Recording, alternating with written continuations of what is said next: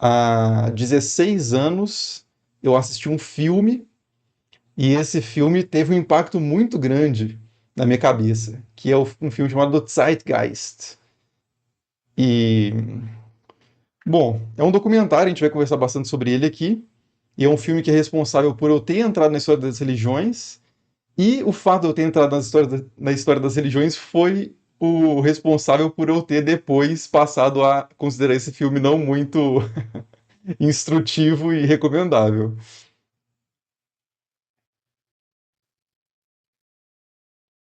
Mas enfim, a gente vai conversar sobre ele porque é fundamental.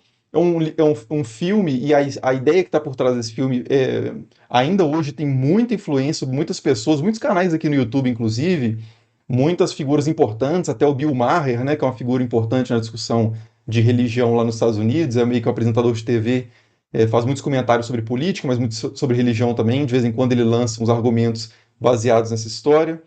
E aí eu queria nessa live aqui conversar sobre esse tema para ver o que se salva de fato, né, nessas comparações que se fazem entre Jesus e mitos egípcios, né, sobretudo Horus e Osíris. E a gente pode falar sobre outros mitos também, né, como por exemplo o mito de Dumuzi ou Tammuz na Mesopotâmia, que as pessoas às vezes fazem uns paralelos com a história de Jesus, né? Para quem não tá totalmente perdido aqui, não sabe do que eu estou falando, né, só para ser mais claro, é que existe uma ideia de que Jesus é apenas um de vários deuses de uma categoria chamada deuses que morrem e ressuscitam, e que estariam presentes em várias religiões e que no fundo seriam, Jesus de certa forma seria um plágio de vários mitos anteriores. Então seria com referências astrológicas, referências agrícolas e coisas do tipo, né? Teria sido montada essa imagem de Jesus a partir meio de seria meio que uma coxa de retalhos de várias religiões, sobretudo os mitos egípcios, né?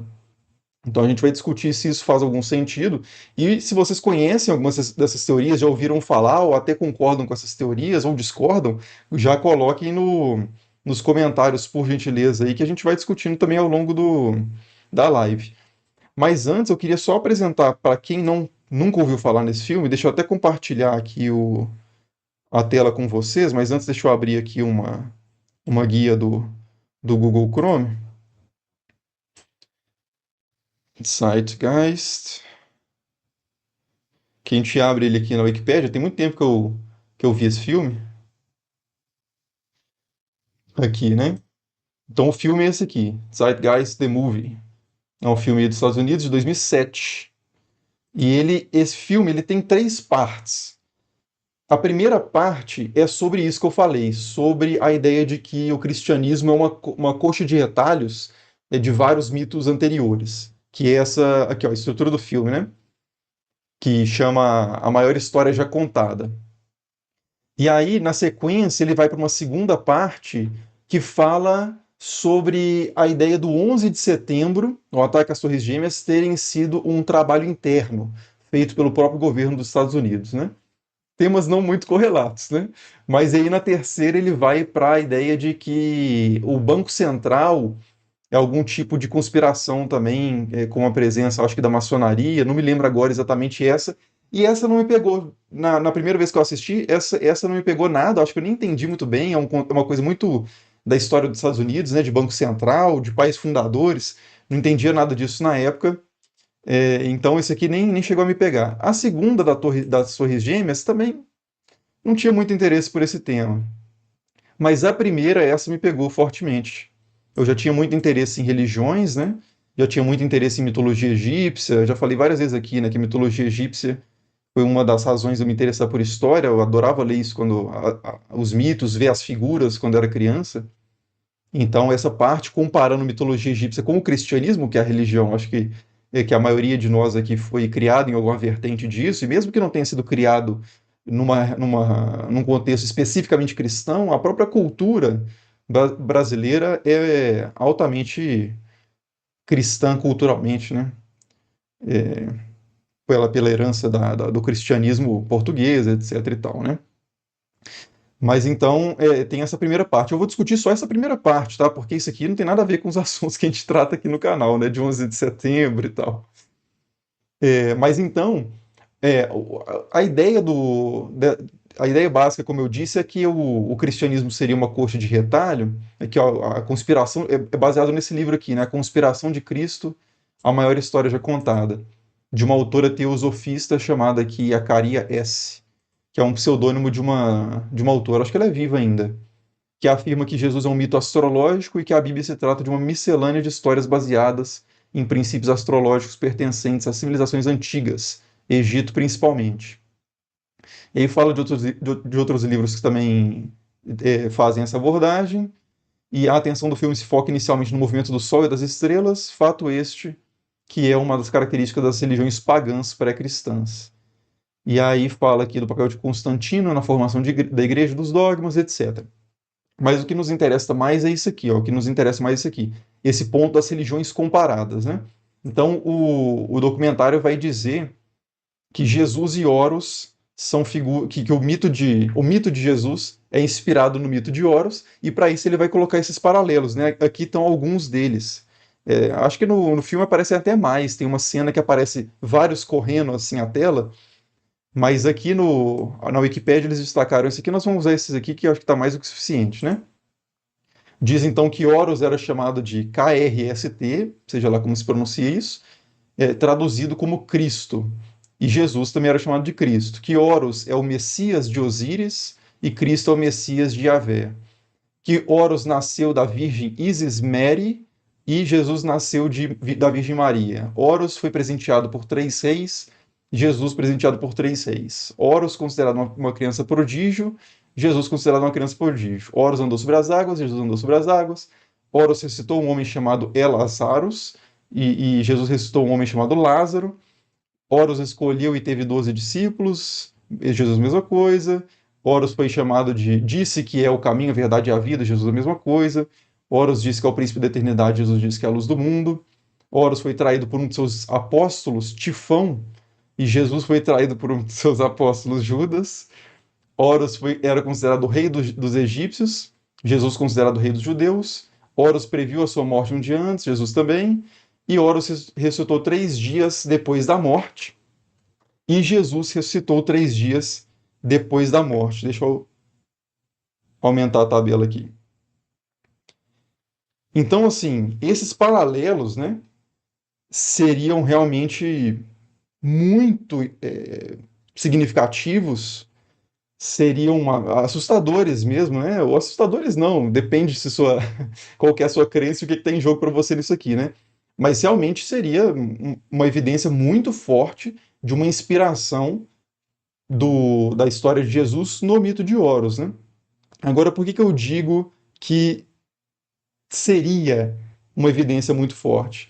Seria uma evidência, e não é, porque praticamente nenhuma dessas afirmações da coluna de Horus são verdadeiras.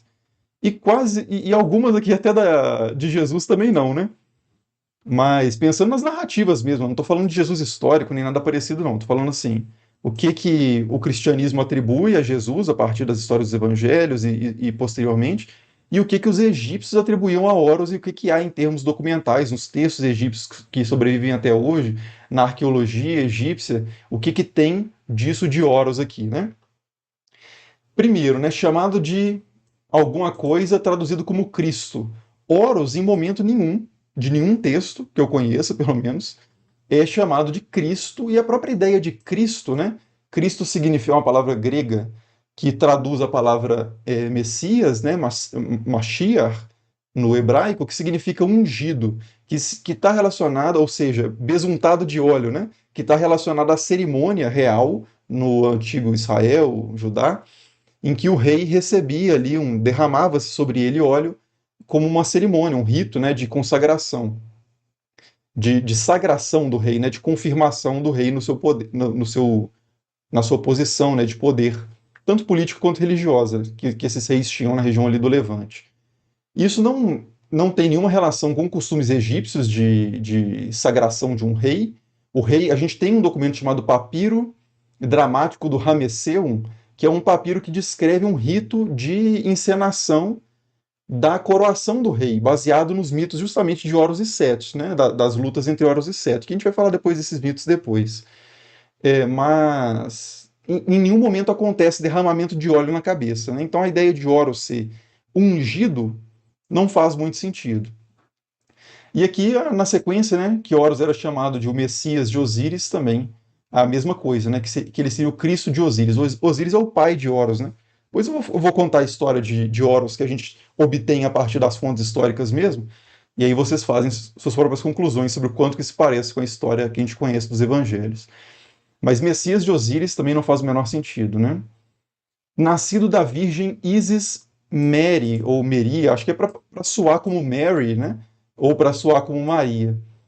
Que Horus nasceu de Isis é correto, mas que Horus nasceu de Isis Mary, eu não conheço nenhuma citação, nenhuma texto que atribua esse título a ela, essa palavra a Isis. Inclusive, se a gente jogar aqui no Google, que é sempre um exercício importante, né?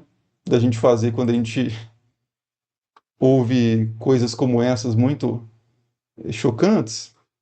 Se a gente jogar aqui Isis Mary, a gente não encontra muita coisa, né? Para não dizer nada. Se a gente pegar aqui Isis Mary e jogar lá no Google Acadêmico, que é uma ferramenta que mostra alguns artigos, livros, nem tudo acadêmico, né? Mas assim, já refina um pouco a pesquisa. Se a gente jogar aqui Isis Mary, aqui nada, né? Tem algumas mulheres, né, chamadas Isis Mary Medri, tem essa pesquisadora aqui, né? Mas nenhuma divindade egípcia. Aqui nada, né? Isis Mary. Se a gente tirar as aspas, talvez. Isis Mary, nada. Tirar o hífen, talvez. Isis Mary. Nenhuma referência a Egito Antigo, né? Então, assim, esse título é um título totalmente, me parece, inventado aí por não sei quem, se foi pelo documentário ou pelo livro no qual ele é baseado. E a ideia de que Isis fosse uma virgem também não procede, porque na história que a gente conhece da concepção de Horus, Isis tem uma relação sexual com Osíris depois de morto.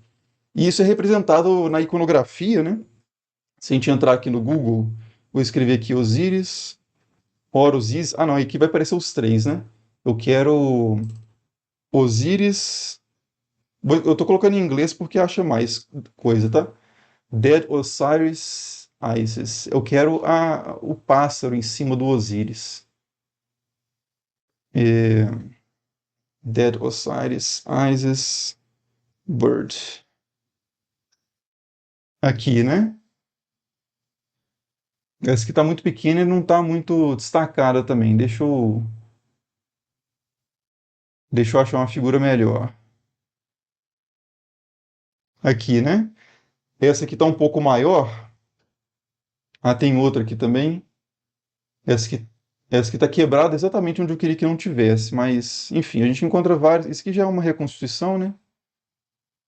Mas a gente encontra várias dessas cenas aqui, deixa eu aumentar, que é Osíris aqui, mumificado, né? Ele tá com o corpo enfaixado aqui, deitado, e um falcão, às vezes esse falcão tá com o rosto da Ísis, copulando com o corpo de Osíris, né? Isso é relatado nos mitos, de que Osíris, depois de morto, a Ísis recompõe esse deus, que foi fragmentado pelo seu irmão, consagra um falo novo para ele, porque o falo original dele, o membro viril dele foi perdido, e aí tem relações sexuais com ele, e dessa relação nasce Horus, né? Que puxa a mãe, inclusive, né? Já que Horus tem cabeça de falcão. Aqui também, né? O Osíris aqui deitado e o falcão. Se a gente aqui, essa aqui é uma reconstituição, né? Que tá com uma cabeça humana. Na verdade, isso aqui é outra coisa, né? Isso aqui é a unificação do Ba com a múmia. Mas enfim, tem várias ocorrências disso aqui. Eu poderia procurar um pouco mais. Aqui, ó. Essa aqui, por exemplo, também, né? A gente tem aqui a. Aqui tá muito pequeno essa. A gente tem aqui a cena, né, da concepção de Horus. Aqui a gente tem Ísis na forma de pássaro, que ela frequentemente está nessa forma. E Osíris aqui, né? E aqui o membro viril dele funcionando mesmo depois de morto. E aí dessa relação nasce Horus. Então Osíris não tem nada de virgem. Que Horus tenha sido presenteado por três reis, também é algo 100% ausente na documentação, e é ausente até nos evangelhos, né? Na história que a gente tem lá nos evangelhos, da visita dos magos a Jesus, o número de magos não é especificado, mas eles trazem três presentes, né? Que são incenso, ouro e mirra.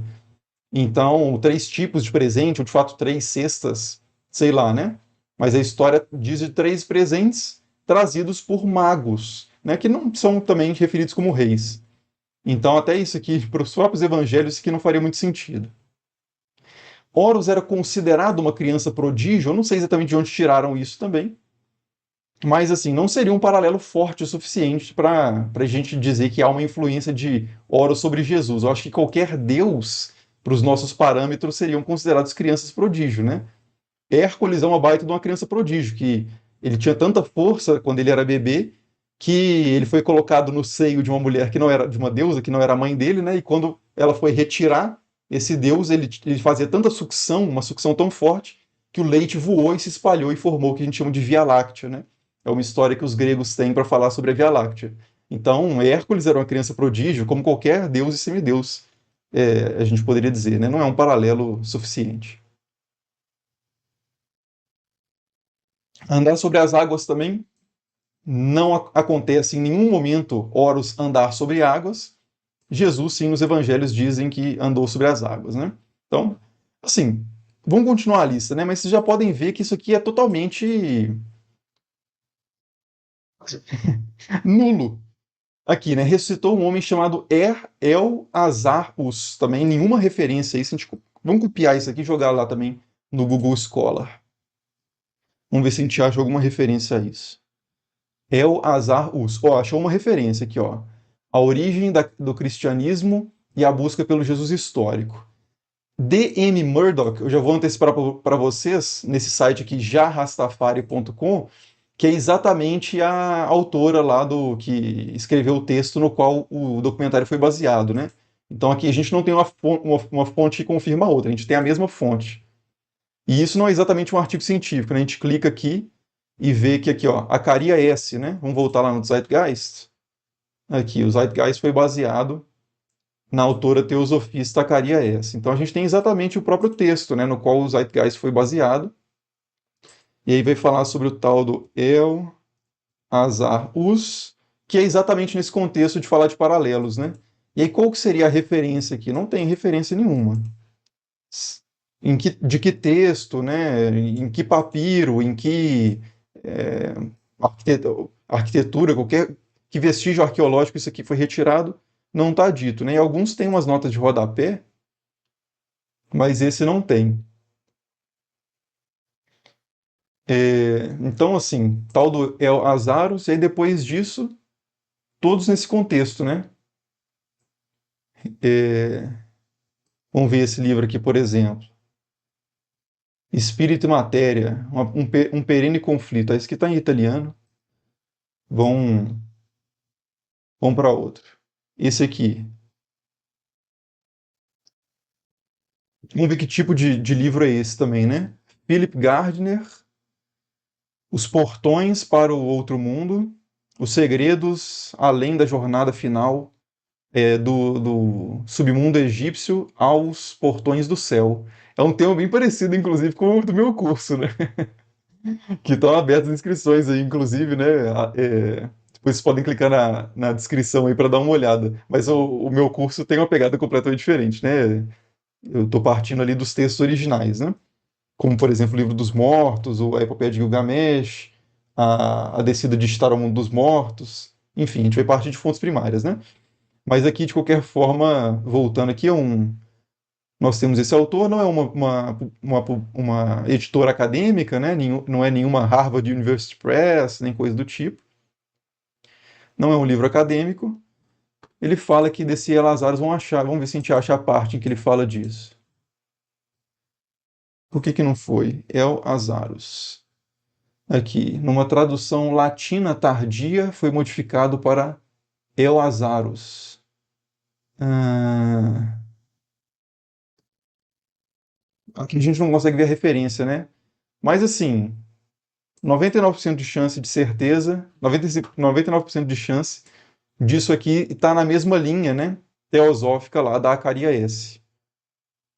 Mas aqui a gente não vai conseguir ver o livro. Mas enfim, vamos voltar aqui, né? Será que a gente acha alguma referência mesmo? Será que, por exemplo, deixa eu abrir aqui. Ah, tem que abrir no meu. Deixa eu abrir um livro para vocês aqui, que é um livro de um egiptólogo mesmo, sério, chamado Jan Assmann. Só que eu, não posso, eu tenho que abrir na minha guia mesmo. E a gente pode dar um Ctrl F lá também. É, Jan Assmann. Para ver se a gente acha esse Lazarus lá, né? Esse livro aqui, Morte e Salvação no Antigo Egito, né? Esse livro sim é um livro acadêmico, né? Publicado aqui pela Cornell University Press, a editora da Universidade de Cornell. E vocês podem jogar aqui o Ian Asman no Google para ver o currículo dele, né? Tá bem velhinho já, inclusive. Não sei se é vivo, diga-se de passagem. Esse é um livro muito importante de egiptologia que fala sobre morte e o pós-morte, pós-vida na cultura egípcia. Se a gente jogar Lazarus aqui, será que a gente acha alguma coisa? Nenhuma ocorrência, né? Se a gente jogar Lazarus, aqui a gente acha, ó, é, falando no contexto da história de Jesus, né? Então, aqui não tem nada a ver com a questão de ser um paralelo, né? Ele está falando simplesmente da história de Lázaro. Vamos ver se a gente acha outra ocorrência aqui. Aqui está falando que tem duas. Não, só essa ocorrência mesmo, a outra está no índice temático. Mas está falando de alguma lição, né, que Jesus dá a partir da história do pobre Lázaro, que na sua vida vivia na porta do rico, etc. Está falando da questão mais da moral que a parábola comunica, né? Então, assim, também esse negócio de Lazarus não tem absolutamente nenhuma confiabilidade. Que escolhido e tido 12 discípulos também não aparece em lugar nenhum. Horus, é dito que há os seguidores de Horus, né, que é um termo que aparece bastante nos textos egípcios para se referir às pessoas que honram devidamente os deuses. Então, quando um morto, por exemplo, é recebido no salão de Osíris, no submundo, é dito que ele terá todos os cuidados que tem os seguidores de Horus. Né? Não tem nada a ver com uma religião que Horus teria fundado, ou com um movimento de ensino e que ele teria discípulos no sentido de Jesus, né? Como se fossem assim o rabino e os seus talmidim, né? Não tem nada parecido na história de Horus, porque Horus não é um professor, né? Horus é um rei. Que Horus tenha dito que é o caminho, a verdade e a vida também, isso não faz o menor sentido. Diz que é o príncipe da eternidade, que foi traído por um dos seus apóstolos, Tifão. Primeiro, Horus não tem apóstolos, e segundo, que Tifão é o nome grego que Plutarco, no século I depois de Cristo, dá para Set, que é o deus que luta contra Horus no mito realmente egípcio, né? Então, Set nunca foi, nem Tifão, né? Nunca foi um apóstolo de Horus, era o maior adversário de Horus, é o tio de Horus. Que ele era considerado o rei dos egípcios, agora sim, temos uma informação verdadeira. De fato, Horus era considerado o rei dos egípcios porque ele é o modelo, ele é a imagem, modelo, paradigma do próprio faraó. Quando eu vou contar daqui a pouquinho a história do Horus, a gente vê exatamente isso. E Jesus era considerado o rei dos judeus. Bom, em um sentido muito diferente, né? Esse foi um termo que lá nos evangelhos dizem que Pilatos colocou isso por escrito na cruz, né? Porque o povo dizia que ele era rei dos judeus, isso tem a ver com concepções ali de messianismo, mas Jesus nunca reinou no sentido que Horus reinava, né? No sentido de ter um território e administrar aquele território e fazer cumprir a lei, né? Não é nesse sentido que Jesus reinou, se é que reinou. Previu a sua morte um dia antes aqui, não há um mito da morte de Horus, então a ideia de prever a própria morte também me parece estranha, e que ele ressuscite também me parece bastante estranho, até porque quem seria o Deus que ressuscita, entre aspas, e a gente vai conversar sobre isso também, no, no contexto dos mitos egípcios, é Osíris. Mas Osíris também não ressuscita como a gente imaginaria que Jesus, por exemplo, segundo os evangelhos, ressuscita, né?